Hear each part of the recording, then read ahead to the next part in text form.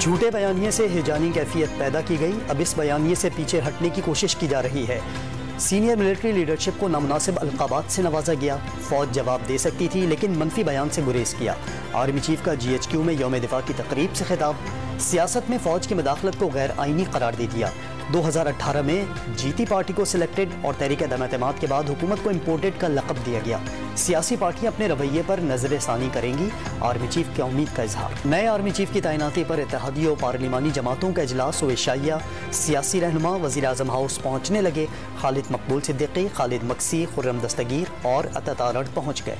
नए army chief की तैनाती की समरी कल तक सदर को भेज दी जाएगी। वज़ीर दिफा का दावा। सारे मामले को चेयरमैन PTI इमरान खान ने मुतनाज़ा बनाया है। ख्वाजा आसिफ का इल्ज़ाम। साबिक सदर आसिफ जरदारी की चौधरी शुजात से अहम मुलाकात। वफाकी वज़ीर चौधरी सालेह हुसैन भी शरीक।